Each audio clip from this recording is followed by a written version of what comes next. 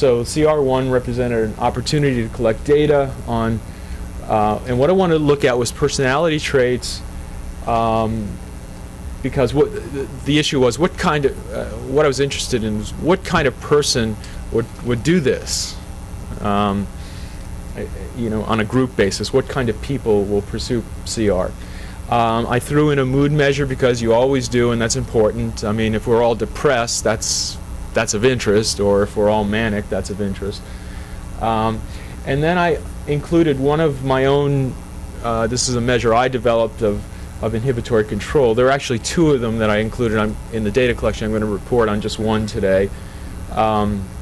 Because it occurred to me that inhibitory control is an important factor from the point of view of containing impulses.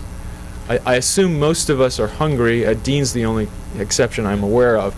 Most of us are hungry at least some of the time. I'm hungry right now, and I just ate.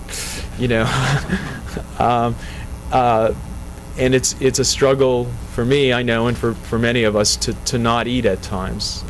And we're resisting one of our most profound biological drives. It's even more profound than reproduction, probably. So I thought inhibitory control would be an interesting thing to look at as well. The other thing about inhibitory control, it has to do with my other interest, which is cognitive aging. As individuals age, at least in the normal standard American diet population, inhibitory control tends to be reduced, especially what I call cognitive inhibition. There's an increase in cognitive disinhibition, and it has a lot of implications for memory function. And one can understand the memory disorder of mild cognitive impairment and potentially Alzheimer's disease as at least in part largely a function of cognitive disinhibition. And I won't go into the explanation for that, but in some sense this might be an aging marker for us. So if we all meet over the years and I have the energy to redo the study over time, we could look at this again, 5 years from now or 10 years from now, and see how things change. So that was the other reason to include it. For several months, we collected the original data 18 months ago on the CR group. For several months, I had in mind, gee, it'd be nice to have a contrast group of people who had similarities in some respects, but potentially some differences to frame the personality traits of the CR group. It was only a few months ago that I sort of freed up some mental time to think about this more clearly, and then generated some advertising to recruit some dieters. And so we have a contrast group of dieters, and I'll tell you more about them. So there's some people to contrast our data with, which is always interesting. And I guess a question for, once you've listened to what I have to say, and something that I think about is there reason to add another contrast group, or even more than one other contrast group? We could look at anorexics, potentially, standard diet, non-dieters who are pursuing the standard American consumption habits, and so forth. So that's the introduction. I'm going to spend probably most of the time on the assessment protocol. These are the constructs that we for which we collected data. There's a bunch of demographic information, and I'll present some of that to you. I threw in an IQ estimate. This is, to my mind, an important thing. When you're characterizing a sample, it's nice to know whether they're below average, average, or above average in IQ. It's like SES, socioeconomic status. It's a way of characterizing your subject sample, and if you don't know who your subjects are, you can't generalize from that. And it also has effects on your data analysis potentially. So I do have an IQ estimate, and I'll show you that data. Rest assured, we're doing fine in that regard. The profile of mood states is is the mood measure, and I'll describe in some detail what that involves. And then what's listed here is the NEO FFI, stands for the NEO 5-factor inventory. This is an abbreviated version of the NEO, which is probably the most widely used and the most well documented from the point of view of theoretical rationale, and also empirically most well documented measure of normal personality traits.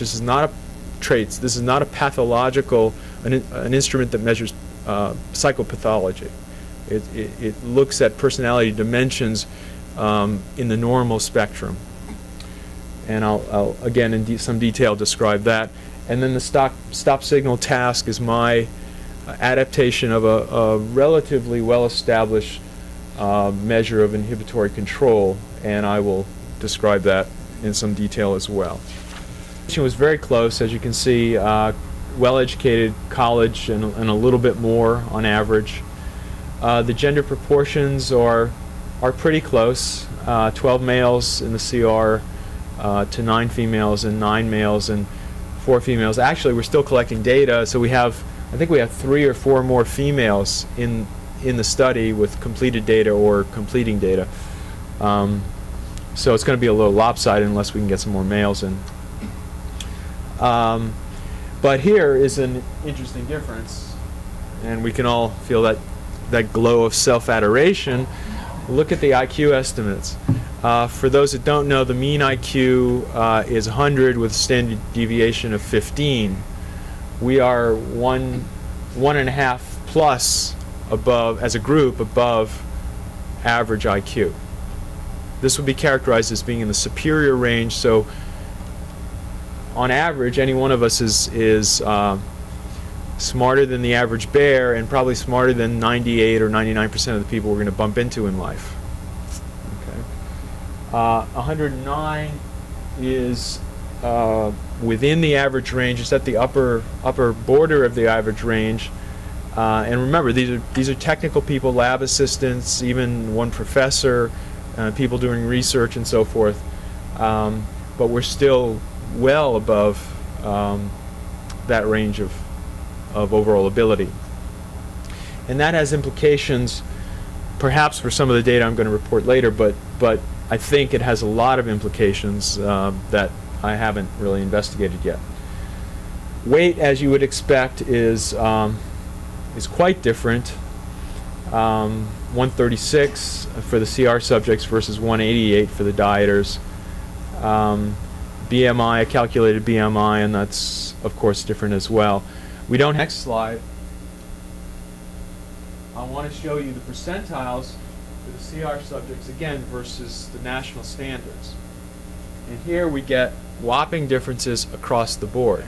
We're different from, it's like Luigi's data. We're different from in terms of personality as well as in terms of lipids and other things. Yeah, I would think that kind of flags here validation, because for the dieters, I think we're closer.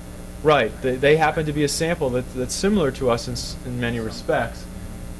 But probably because they're able to achieve that 6-week cutoff, probably was adequate to select people who are able to successfully maintain a diet. But if it was at least 6 weeks, they'd been on for at least 6 weeks. The weird thing is every marker is higher. We just have more personality.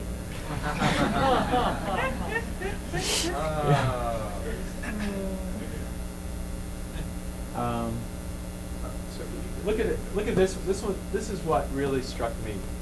Openness to new experience. I mean, where's the science fiction buff kind of thing. We don't want to be followers. We think creatively. We entertain unconventional options. We like to approach life on our own terms. And I think, that for me is that combined with intelligence is, I think, what got us here.